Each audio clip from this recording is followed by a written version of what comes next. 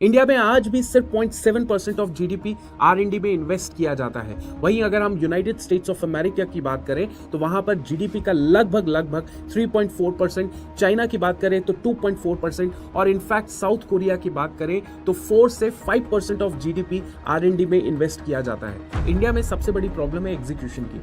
Execution बहुत ज्यादा slow होता है इंडिया के अंदर। इनफैक्ट ये बात जो है air chief marshal AP Singh साहब ने भी बोली है अभी रिसेंट पास के अंदर। उन्होंने कहा कि ऐसी प्रोमिसेस करने का क्या फायदा जो हम पूरा ही नहीं कर सकते। दोस्तों, आपने इन नामों को तो जरूर सुना होगा। सत्य नडेला जो माइक्रोसॉफ्ट के सीईओ हैं, पराग अग्रवाल जो ट्विटर के फॉर्मर सीईओ रह चुके हैं, रघुराम राजन जो आरबीआई के गवर्नर रह चुके हैं और साथ ही साथ वो अब यूनिवर्सिटी ऑफ शिकागो में प्रोफेसर हैं, इंदिरा नूई जो पेप्सिको की फॉर्मर सीईओ रह चुकी हैं और गीता गोपीनाथ जो आज आईएमएफ की डिप्टी मैनेजिंग डायरेक्टर की पोजीशन पर है। इनमें से हर एक ने दुनिया के टॉप इंस्टीट्यूशंस और कंपनीज में अपना टैलेंट दिखाया है।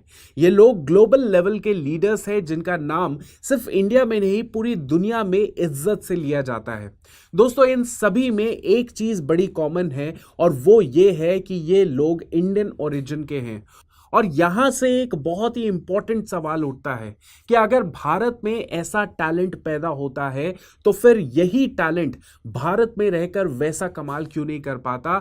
आई नो आपको इस सवाल का एक रीजन तो पता होगा कि सर इन लोगों को वो कॉम्पिटिटिव और फ्रेंडली इकोसिस्टम नहीं मिल पाता जो विदेश में जाकर इनको मिल पाता है, जिस वजह से दोस्तों आज भारत में बहुत सारा टैलेंटेड युवा है जो विदेश जाना चाहता है और काफी युवा जो है हर साल बड़ी तादाद में विदेश जाता भी है। दोस्तों, हम सब जानते हैं कि आज भी इंडिया में कोई टैलेंट की कमी नहीं है, लेकिन जो सपोर्ट हमारे यूथ को चाहिए यानी आप सबको चाहिए वो उतना स्ट्रांग मिल ही नहीं पाता।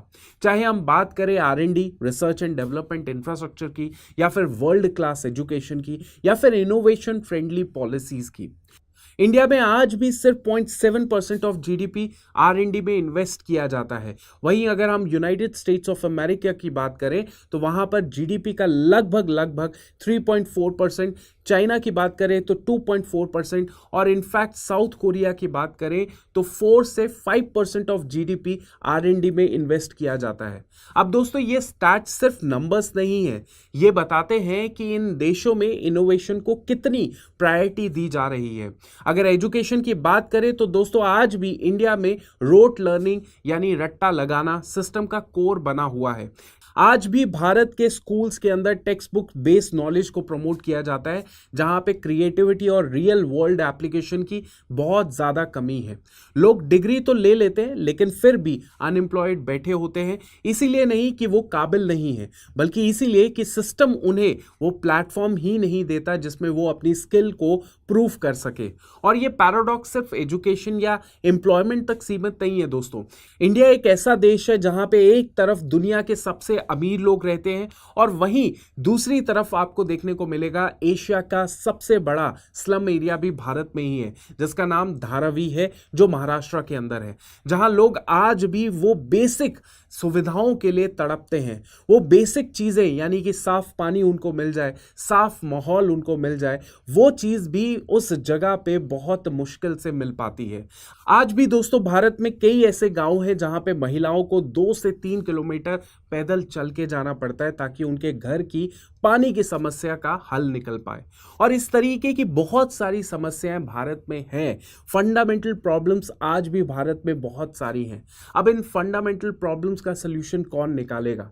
वही यंग टैलेंटेड भारत का युवा निकालेगा जो कहीं ना कहीं भारत में टिक नहीं पा रहा, क्योंकि उसको बेटर एनवायरनमेंट चाहिए, बेटर पे चाहिए, बेटर वर्किंग कंडीशन चाहिए और बेटर डिग्निफाइड लाइफ चाहिए, जिसकी वजह से वो भारत को छोड़ के विदेश में सेटल हो रहा है। अब दोस्तों, ये सारी बातें जो है ये मेरे अकेले की बातें नहीं है। ये सारी जो बातें हैं कि हमारा युवा देश छोड़ के विदेश में सेटल हो रहा है, ये सारी चीज़ों को हाईलाइट हमारे एयर चीफ मार्शल साहब ने भी किया। उन्होंने कहा कि इंडिया का यूथ मास लेवल पर दूसरे देशों में जा रहा है सिर्फ इसीलिए क्योंकि उसको वहाँ पर बेटर पे मिल रही है, रिस्पेक्ट मिल रही है, अपॉर्चुनिटी मिल रही है, जो भारत में इतने बड़े लेवल पे नहीं मिल पा रही। और ये कोई छोटी मोटी प्रॉब्लम नहीं है दोस्तों। 2023 में में लगभग 4 लाख इंडियंस सिर्फ करियर अपॉर्चुनिटी के लिए देश छोड़कर चले गए। सोचिए, हम अपने बेस्ट ब्रेन्स खुद एक्सपोर्ट कर रहे हैं बिना रिटर्न पॉलिसी के।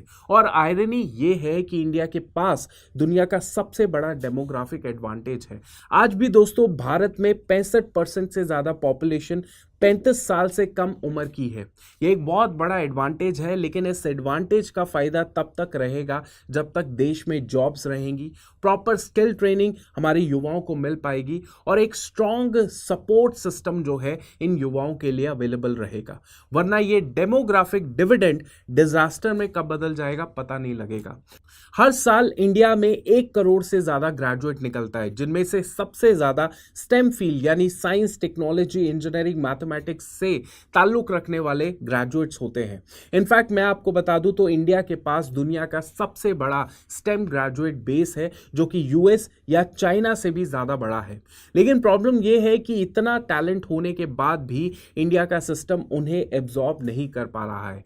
Centre for monitoring Indian economy के 2024 के डेटा के मुताबिक 20 से 24 साल एज ग्रुप में अनएम्प्लॉयमेंट रेट 42.3% तक पहुंच गया है। ये वही एज ग्रुप है जहां फ्रेश ग्रेजुएट्स होते हैं, नए नए सपने होते हैं, लेकिन सिस्टम के अंदर जगह नहीं होती। सोचिए, हर 10 में से 4 एजुकेटेड यूथ को नौकरी नहीं मिल पा रही है। क्या ये उनकी गलती है? मुझे लगता है बिल्कुल भी नहीं, क्योंकि यूथ को तो ये बता दिया गया कि पहले स्कूलिंग करो, तो उससे स्कूलिंग की, फिर उसके बाद ग्रेजुएशन करो, उससे ग्रेजुएशन भी की, उसके पास डिग्री भी है।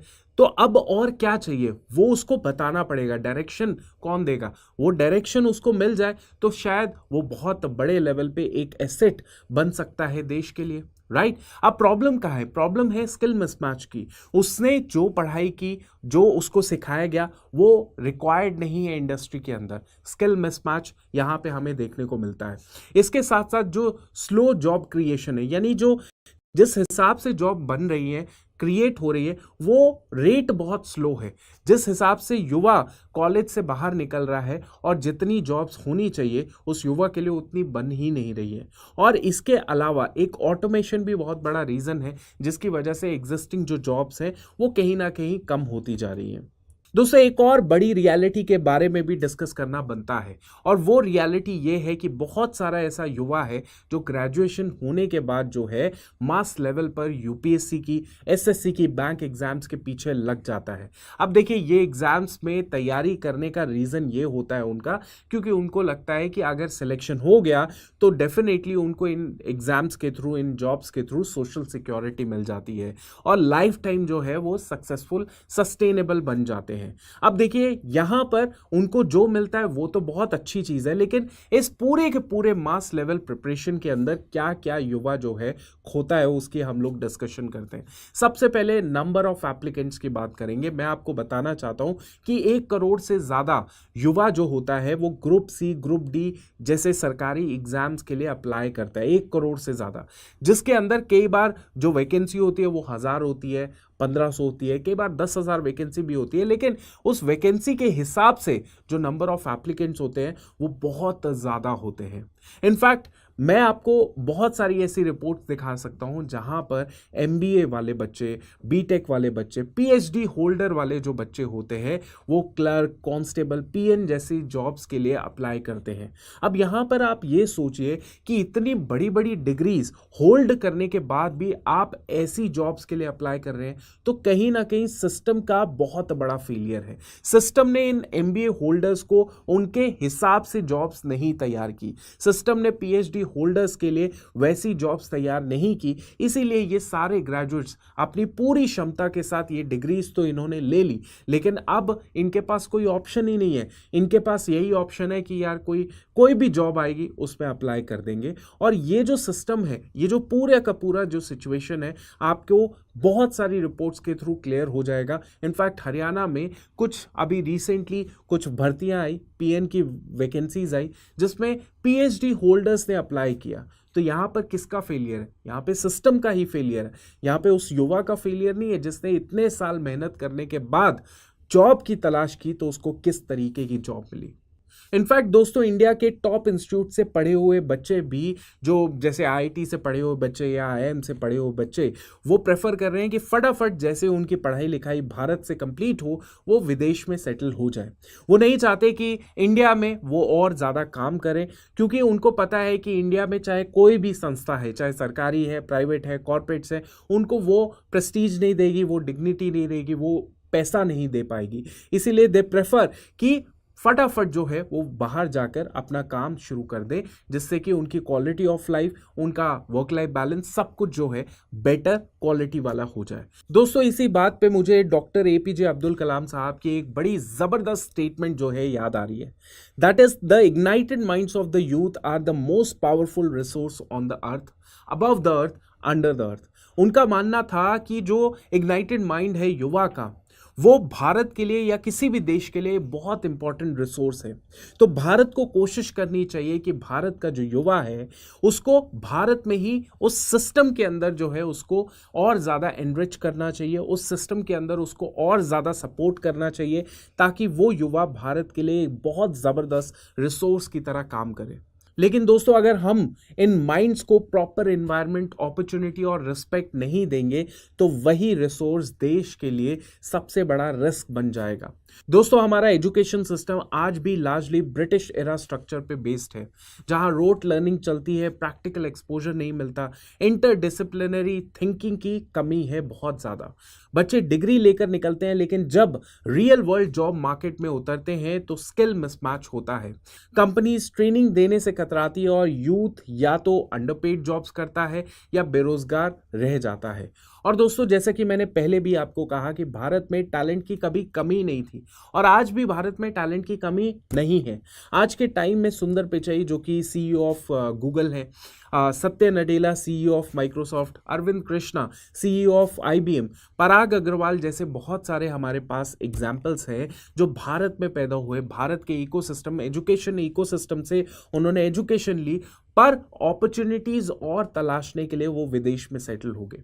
नासा के टॉप साइंटिस्ट, मैं आपको बताना चाहता हूं, ध्यान से सुनिएगा, कि नासा के जैसे टॉप साइंटिस्ट हैं, एमआईटी के प्रोफेसर्स हैं, हार्वर्ड के एआई रिसर्चर्स हैं, इनमें से बहुत सारे ऐसे हैं जो इंडियन ओरिजिन के लोग हैं, जिन्होंने इंडिया से अपनी एजुकेशन पूरी की, आईआईटी से पढ़े, फटाफट फिर विदेश में चले गए, सेटल हो गए।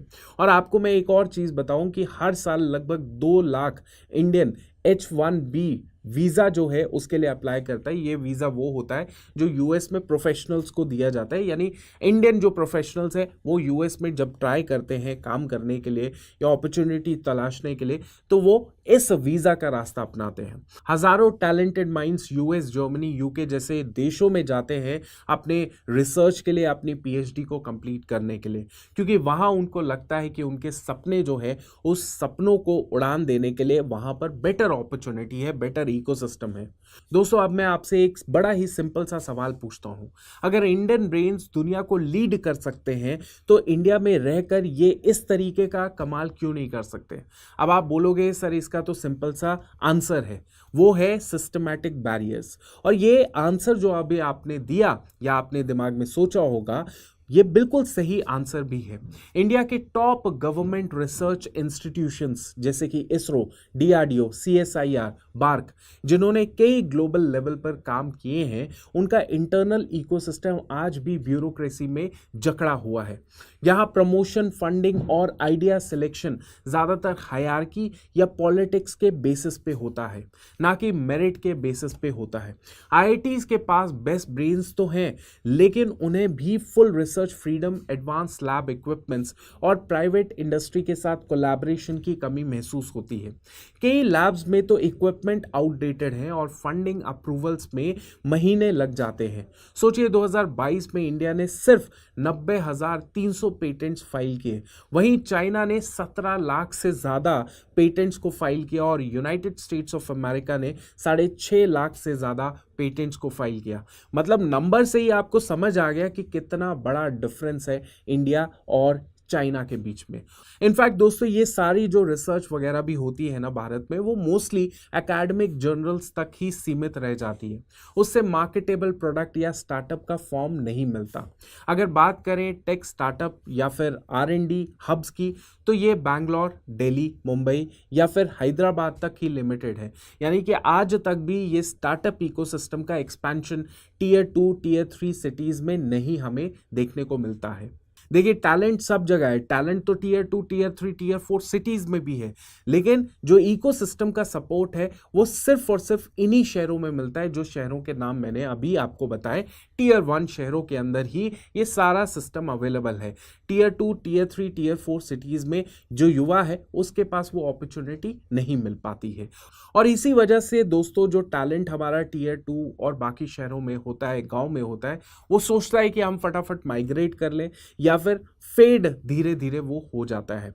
अब दोस्तों आयरनी देखिए कि इंडिया की जो जीडीपी है वो दिन प्रतिदिन बढ़ती जा रही है। इनफैक्ट आपने अभी रिसेंटली न्यूज़ भी सुनी होगी कि भारत अब 4th लार्जेस्ट इकोनॉमी बन चुका है। बड़ा अच्छा लगता है, बड़ा प्राउड फील होता है। लेकिन दूसरी तरफ हमें ये भी देखना है कि ये जो जीडीपी का साइज बढ़ते जा रहा है उसकी वजह से जो ग्रोथ होनी चाहिए जॉब्स के अंदर वो तो हमें देखने को नहीं मिल रही। हमारा युवा आज भी बेरोजगार घूम रहा है, आज भी उसको जो जॉब है उसमें नंबर जो हैं वो कम है और एप्लीकेंट्स इतने ज्यादा हैं कि कंपटीशन में खड़े होने का मन नहीं करता है। मैं आपको कुछ डेटा बताता हूं जिस डेटा के हिसाब से आपको समझ आ जाएगा।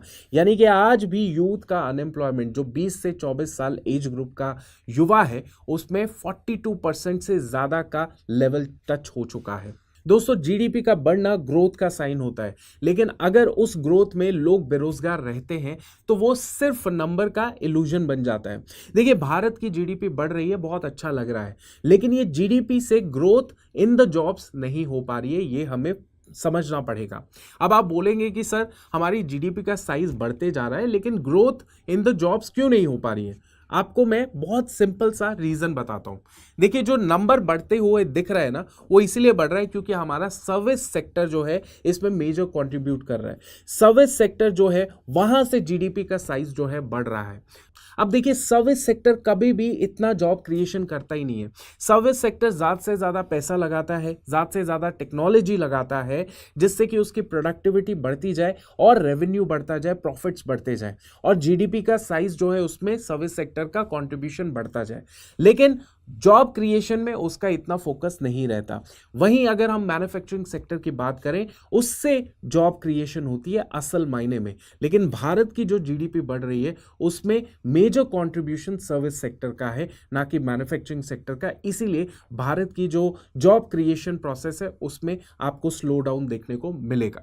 आज भी दोस्तों इंडिया की मैन्युफैक्चरिंग सेक्टर सिर्फ 16 से 17% जो है कंट्रीब्यूट करता है जीडीपी के अंदर। वहीं हम चाइना की बात करें तो ये कंट्रीब्यूशन डबल हो जाता है, यानी कि चाइना का मैन्युफैक्चरिंग सेक्टर लगभग 30% का कंट्रीब्यूशन करता है चाइना की जीडीपी में। अब देखिए ये नंबर जो है ये बहुत बड़ा डिफरेंस क्रिएट करता है। चाइना में क्यों इतनी ज्यादा बेरोजगारी नहीं है? क्योंकि वहां पे जो जीडीपी ग्रोथ हो रही है वो मेजरली मैन्युफैक्चरिंग सेक्टर से हो रही है, जो कि एक जॉब क्रिएटिंग सेक्टर होता है।